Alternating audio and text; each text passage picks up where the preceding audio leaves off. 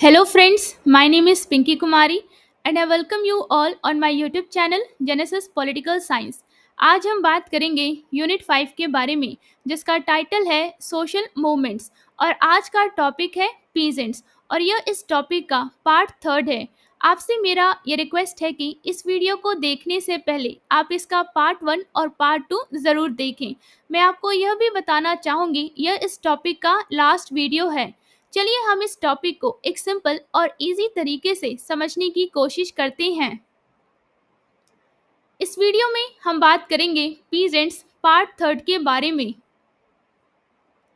सबसे पहले हम बात करेंगे 20th century peasant movements Gandhian phase के बारे में। आप कह सकते हैं 20वीं शताब्दी मतलब 20th सेंचुरी के किसान आंदोलन मतलब पीजेंट मूवमेंट्स, गांधीवादी चरण मतलब गांधीयन फेज। चंपारण सत्याग्रह जिसका टाइम पीरियड है 1917। The Champaran satyagraha was the first peasant movement led by Mahatma Gandhi. आप कह सकते हैं कि चंपारण सत्याग्रह महात्मा गांधी के नेतृत्व में पहला किसान आंदोलन था। In Champaran district of Bihar, European planters forced peasants to grow indigo on 3/20th, which means 15% of their land, and sell it at very low prices fixed by the planters। आप कह सकते हैं कि बिहार के चंपारण जिले मतलब चंपारण डिस्ट्रिक्ट में यूरोपीय नील के बागान मालिकों मतलब यूरोपियन प्लांटर्स ने किसानों मतलब पीजेंट्स को अपनी भूमि मतलब कि लैंड के 3/20th विच मीन्स 15% हिस्से पर नील मतलब कि आप कह सकते हैं इंडिगो की खेती करने और उसे बहुत कम दामों पर बेचने के लिए मजबूर किया। The peasant suffered badly under this system. आप कह सकते हैं कि इस व्यवस्था के कारण किसानों को बहुत कष्ट उठाने पड़े। In 1917, Gandhi ji visited Champaran to study the situation and support the farmers। आप कह सकते हैं कि 1917 में गांधी जी किसानों की स्थिति का अध्ययन करने और उनका समर्थन करने के लिए चंपारण गए। When the British officials ordered him to leave, he refused to obey and continued his peaceful protest। आप कह सकते हैं कि जब ब्रिटिश अधिकारियों मतलब जब ब्रिटिश ऑफिशियल्स ने उन्हें चंपारण छोड़ने का आदेश दिया तो उन्होंने मानने से इनकार कर दिया और अपना शांतिपूर्ण विरोध मतलब पीसफुल प्रोटेस्ट जारी रखा। As a result, the government set up an inquiry committee in June 1917, which included Gandhi ji as a member। आप कह सकते हैं कि इसके परिणाम स्वरूप मतलब एज अ रिजल्ट सरकार मतलब गवर्नमेंट ने जून 1917 में एक जांच समिति बनाई जिसमें गांधी जी को एक सदस्य के रूप में शामिल किया गया। The committee's findings led to the passing of the Champaran Agrarian Act जिसका टाइम पीरियड है 1918, which ended the forced indigo cultivation and freed the peasants from unfair taxes and exploitation। आप कह सकते हैं कि समिति की रिपोर्ट के आधार पर चंपारण एग्रेरियन एक्ट जिसका टाइम पीरियड है 1918 पारित किया गया जिसने जबरन नील की खेती की प्रथा को समाप्त किया और किसानों को अनुचित करों मतलब अनफेयर टैक्सेस और शोषण मतलब एक्सप्लॉयटेशन से मुक्ति दिलाई। This movement marked the beginning of Gandhi's active role in India's freedom struggle and gave peasants new hope and confidence।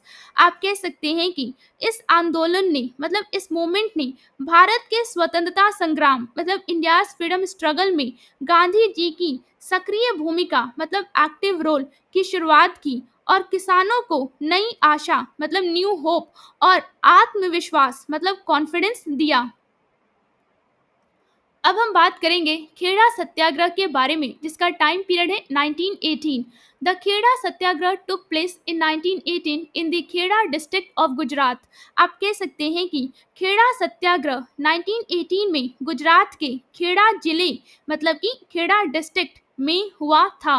That year the crops failed badly and the peasants were unable to pay the land taxes। आप कह सकते हैं कि उस वर्ष फसलें बुरी तरह नष्ट हो गईं और किसान भूमि कर मतलब कि लैंड टैक्सेस चुकाने में असमर्थ थे।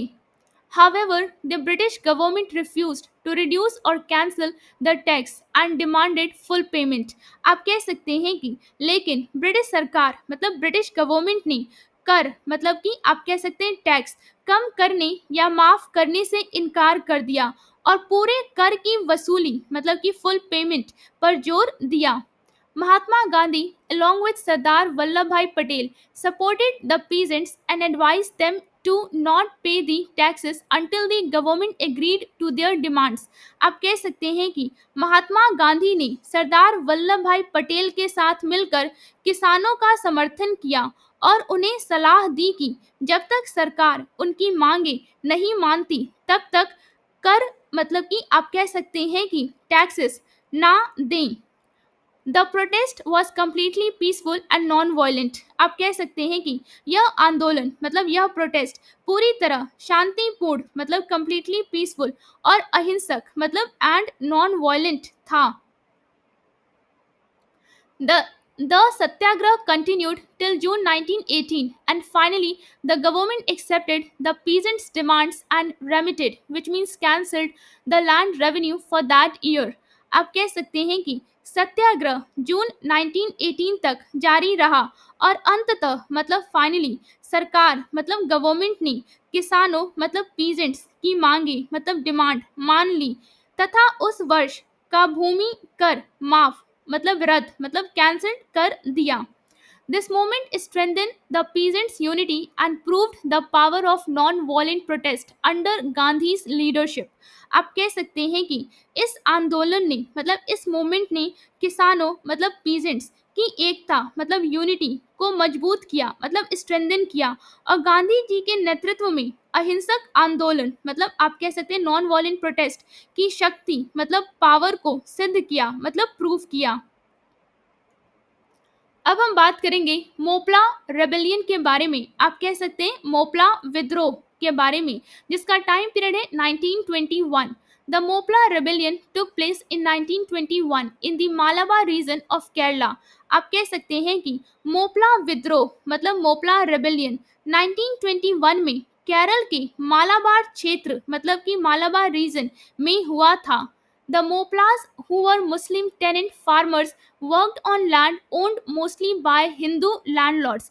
आप कह सकते हैं कि मोपला जो मुस्लिम बटाईदार किसान थे मतलब who were Muslim tenant farmers, अधिकतर हिंदू जमींदारों मतलब कि आप कह सकते हैं हिंदू लैंडलॉर्ड्स की भूमि मतलब कि लैंड पर काम करते थे.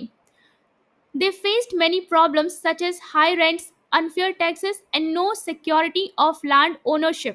आप कह सकते हैं कि उन्हें ऊंचे किराए मतलब कि हाई रेंट्स, अनुचित करों मतलब अनफेयर टैक्सेस और भूमि स्वामित्व मतलब लैंड ओनरशिप की सुरक्षा ना होने जैसी कई समस्याओं मतलब मैनी प्रॉब्लम्स का सामना करना पड़ता था. The rebellion began as a fight against the British government and landlords, but soon got mixed with the Khilafat movement. आप कह सकते हैं कि यह विद्रोह मतलब यह रेबेलियन शुरू में ब्रिटिश सरकार मतलब ब्रिटिश गवर्नमेंट और जमींदारों मतलब लैंडलॉर्ड्स के खिलाफ संघर्ष के रूप में शुरू हुआ लेकिन जल्द ही यह खिलाफत आंदोलन मतलब खिलाफत मूवमेंट से जुड़ गया. Leaders like Mahatma Gandhi, Shaukat Ali, and Maulana Abul Kalam Azad spoke at meetings to support the cause. आप कह सकते हैं कि महात्मा गांधी, शौकत अली और मौलाना अबुल कलाम आजाद जैसे नेताओं ने इस आंदोलन के समर्थन में सभाओं को संबोधित किया. However, as the movement grew, religious tensions developed because some Moplas saw certain Hindus as supporting the British. आप कह सकते हैं कि हालांकि जैसे जैसे आंदोलन मतलब मूवमेंट बढ़ा धार्मिक तनाव मतलब रिलीजियस टेंशन उत्पन्न हो गया क्योंकि कुछ मोपला मुसलमानों ने कुछ हिंदुओं को ब्रिटिशों का समर्थक समझा. This gave the rebellion a communal angle which weakened its unity and separated it from the main खिलाफत and non-cooperation movements. आप कह सकते हैं कि इससे विद्रोह मतलब रेबेलियन को सांप्रदायिक रूप मिल गया मतलब कि आप कह सकते हैं कम्युनल एंगल मिल गया जिसने इसकी एकता मतलब यूनिटी को कमजोर कर दिया और इसे मुख्य खिलाफत तथा असहयोग आंदोलनों मतलब नॉन कोऑपरेशन मूवमेंट्स से अलग मतलब कि आप कह सकते हैं सेपरेट कर दिया। The British finally suppressed the movement and it was called off by December 1921। आप कह सकते हैं कि अंततः मतलब फाइनली ब्रिटिश सरकार ने इस आंदोलन मतलब इस मूवमेंट को दबा दिया मतलब सप्रेस कर दिया और दिसंबर 1921 तक यह समाप्त हो गया। अब हम बात करेंगे बारदोली सत्याग्रह के बारे में और इसका टाइम पीरियड है 1928। The Bardoli Satyagraha took place in 1928 in the Bardoli district of Gujarat. आप कह सकते हैं कि बारदोली सत्याग्रह 1928 में गुजरात के बारदोली जिले मतलब बारदोली डिस्ट्रिक्ट में हुआ था। The British government increased land taxes by 30%, which the peasants found unfair and impossible to pay। आप कह सकते हैं कि ब्रिटिश सरकार मतलब ब्रिटिश गवर्नमेंट ने भूमि करों मतलब लैंड टैक्सेस में 30% मतलब 30% की वृद्धि कर दी, जिसे किसानों ने अनुचित मतलब अनफेयर और चुकाना असंभव माना मतलब इम्पॉसिबल टू पे। Under the leadership of Vallabhbhai Patel, the peasants started a no revenue campaign, refusing to pay the increased taxes until the decision was changed। आप कह सकते हैं कि वल्लभ भाई पटेल के नेतृत्व में किसानों ने नो रेवेन्यू अभियान मतलब नो रेवेन्यू कैंपेन, जिसे आप कह सकते हैं कर ना देने का आंदोलन शुरू किया और निर्णय बदलने तक बढ़े हुए करों मतलब कि आप कह सकते हैं कि इंक्रीज टैक्सेस का भुगतान करने से इनकार कर दिया। During this struggle, a woman from Bardoli gave Vallabhbhai Patel the title Sardar, meaning leader or chief, which he is proudly known by even today। आप कह सकते हैं कि इस संघर्ष के दौरान मतलब ड्यूरिंग दिस स्ट्रगल बारदोली की एक महिला ने वल्लभ भाई पटेल को सरदार की उपाधि दी, जिसका अर्थ होता है नेता या मुखिया मतलब लीडर और चीफ, और वे आज भी गर्व से इसी नाम से जाने जाते हैं। The British tried to stop the movement by seizing cattle and land, but they failed to break the unity of the peasants। आप कह सकते हैं कि ब्रिटिश सरकार ने किसानों की गाय मतलब कि कैटल और जमीन मतलब लैंड जब्त करके आंदोलन को रोकने की कोशिश की, लेकिन वे किसानों की एकता मतलब कि यूनिटी ऑफ द पीजेंट्स को तोड़ने में असफल रहे।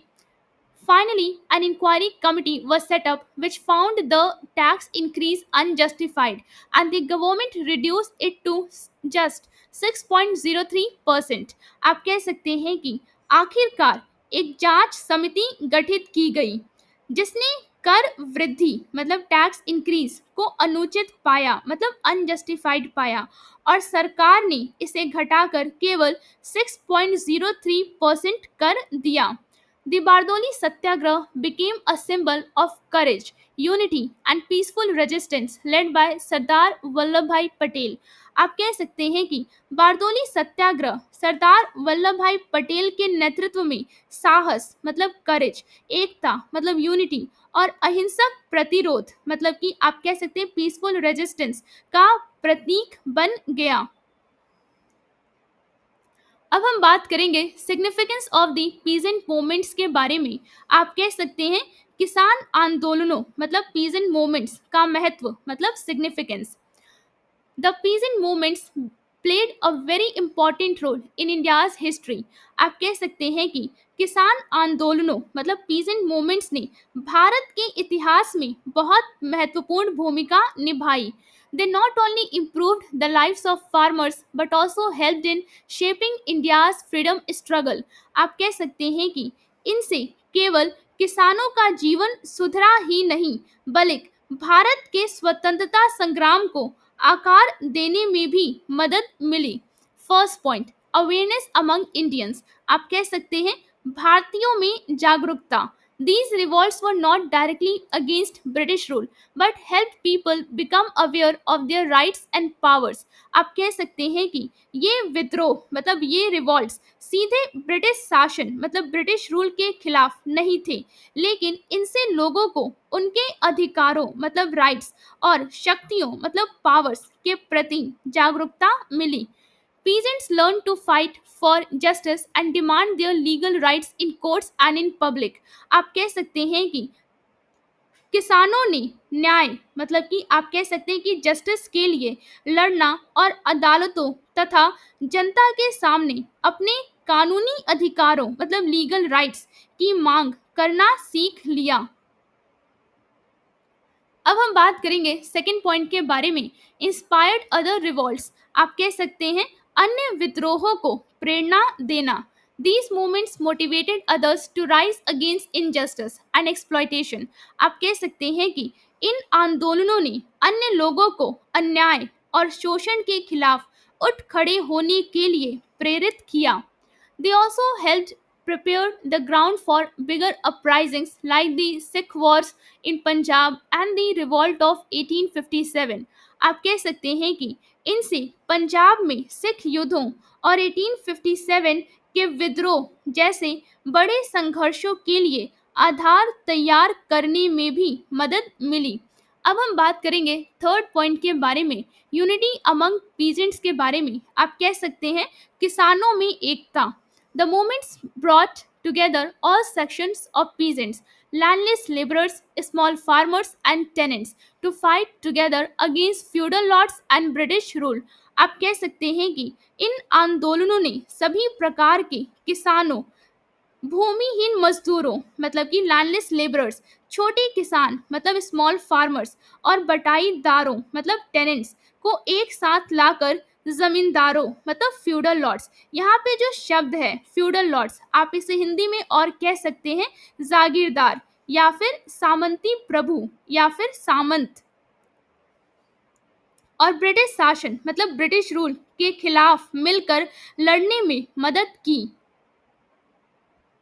अब हम बात करेंगे फोर्थ पॉइंट के बारे में, पीजेंट्स वॉइसेस वर हर्ड. आप कह सकते हैं किसानों की आवाज सुनी गई. Because the peasants fought directly for their rights the government had to listen. आप कह सकते हैं कि क्योंकि किसानों ने सीधे अपने अधिकारों के लिए संघर्ष किया, सरकार को उनकी सुननी पड़ी. In movements like the Indigo Rebellion, Bardoli Satyagraha, Pabna Movement and Deccan Riots, many of their demands were accepted.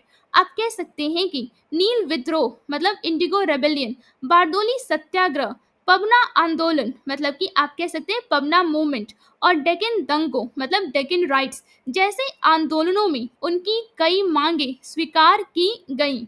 Later, Kisan Sabhas were formed to represent peasants during the non-cooperation movement. आप कह सकते हैं कि बाद में असहयोग आंदोलन मतलब नॉन कोऑपरेशन मूवमेंट के दौरान किसानों का प्रतिनिधित्व करने के लिए किसान सभाएं गठित की गईं. अब हम बात करेंगे फिफ्थ पॉइंट के बारे में, ग्रोथ ऑफ नेशनलिज्म, जिसका मतलब होता है राष्ट्रीयता का विकास. The idea of non violence and unity gave peasants confidence and connected them with the larger national movement for independence. आप कह सकते हैं कि अहिंसा मतलब नॉन वायलेंस और एकता मतलब यूनिटी के विचार मतलब आइडिया ने किसानों को आत्मविश्वास मतलब कॉन्फिडेंस दिया और उन्हें स्वतंत्रता के व्यापक राष्ट्रीय आंदोलन से जोड़ा. अब हम बात करेंगे सिक्स पॉइंट के बारे में, इनकरेज्ड पोस्ट इंडिपेंडेंस रिफॉर्म्स. आप कह सकते हैं स्वतंत्रता के बाद सुधारों मतलब रिफॉर्म्स को बढ़ावा देना मतलब इनकरेज करना. These struggles created awareness about the need for land reforms after independence, such as the abolition of the zamindari system. आप कह सकते हैं कि इन संघर्षों ने स्वतंत्रता के बाद भूमि सुधारों मतलब लैंड रिफॉर्म्स की आवश्यकता के प्रति जागरूकता पैदा की, जैसे कि जमींदारी प्रथा मतलब जमींदारी सिस्टम का उन्मूलन करना मतलब एबोलिशन करना. They also weakened the power of landlords and helped transform India's agricultural system. आप कह सकते हैं कि इनसे जमींदारों की शक्ति भी कमजोर हुई और भारत की कृषि प्रणाली मतलब एग्रीकल्चरल सिस्टम को बदलने में मदद मिली. The peasant movements helped awaken the spirit of justice, equality, and nationalism, paving the way for a stronger and fairer India. आप कह सकते हैं कि किसान आंदोलनों मतलब पीजेंट मूवमेंट्स ने न्याय मतलब कि जस्टिस, समानता मतलब इक्वालिटी और राष्ट्रीयता मतलब नेशनलिज्म की भावना को जागृत करने में मदद की, जिससे एक मजबूत और न्याय संगत भारत की दिशा में मार्ग प्रशस्त हुआ. अब हम बात करेंगे कंक्लूजन के बारे में. आप कह सकते हैं निष्कर्ष के बारे में. During British rule Indian peasants went through many hardships and changes in farming and land ownership. आप कह सकते हैं कि ब्रिटिश शासन मतलब ब्रिटिश रूल के दौरान भारतीय किसानों मतलब इंडियन पीजेंट्स को खेती और भूमि स्वामित्व में कई कठिनाइयों और परिवर्तनों का सामना करना पड़ा. The traditional farming system was broken as land became something that could be bought and sold, and commercial farming started to grow in the late 19th century. आप कह सकते हैं कि पारंपरिक कृषि प्रणाली मतलब ट्रेडिशनल फार्मिंग सिस्टम टूट गई क्योंकि भूमि अब खरीदी बेची जाने वाली वस्तु बन गई और 19वीं सदी के अंत में व्यावसायिक खेती मतलब कि आप कह सकते हैं कमर्शियल फार्मिंग का विस्तार होने लगा था. Because of this peasants had to face unfair rent collection and high taxes, often being forced to pay in grain instead of cash, which made their lives more difficult. आप कह सकते हैं कि इस कारण किसानों को अनुचित किराया मतलब कि अनफेयर रेंट, अनुचित किराया वसूली मतलब कि अनफेयर रेंट कलेक्शन और भारी करों मतलब हाई टैक्सेस का सामना करना पड़ा और कई बार उन्हें नगद मतलब कि आप कह सकते हैं कि कैश के बजाय अनाज में भुगतान करने के लिए मजबूर किया गया, जिससे उनका जीवन और कठिन हो गया. These struggles led peasants to unite and protest against the British and the landlords. आप कह सकते हैं कि इन संघर्षों ने मतलब इन स्ट्रगल्स ने किसानों मतलब पीजेंट्स को एकजुट होकर ब्रिटिश शासन मतलब कि आप कह सकते हैं ब्रिटिश रूल और जमींदारों मतलब लैंडलॉर्ड्स के खिलाफ विरोध करने के लिए प्रेरित किया. Their movements later helped bring about major land reforms after independence, such as the abolition of the zamindari system. आप कह सकते हैं कि उनके आंदोलनों मतलब उनके मूवमेंट्स ने स्वतंत्रता मतलब इंडिपेंडेंस के बाद भूमि सुधारों मतलब लैंड रिफॉर्म्स जैसे जमींदारी प्रथा मतलब जमींदारी सिस्टम के उन्मूलन मतलब एबॉलिशन को लागू करने में महत्वपूर्ण भूमिका निभाई. This reduced the power of landlords and transformed India's farming system, making it more just and fair for the peasants. आप कह सकते हैं कि इससे जमींदारों मतलब लैंडलॉर्ड्स की शक्ति मतलब पावर कम हुई और भारत की कृषि व्यवस्था मतलब कि इंडियाज फार्मिंग सिस्टम में परिवर्तन आया, जिससे यह किसानों के लिए अधिक न्यायपूर्ण और समान हो गई. उम्मीद करती हूँ जो टॉपिक आज हमने डिस्कस किया वो आपको एक सिंपल और इजी तरीके से समझ में आया होगा. अगर वीडियो अच्छा लगा हो तो लाइक और सब्सक्राइब करना ना भूलिए, शेयर जरूर करें और अपने दोस्तों को भी इस चैनल के बारे में बताइए. कमेंट्स में अपनी राय ज़रूर दें. बेल आइकन पे क्लिक करें ताकि अगला वीडियो मिस ना हो. At the end I just want to say thank you for giving your time to watch this video.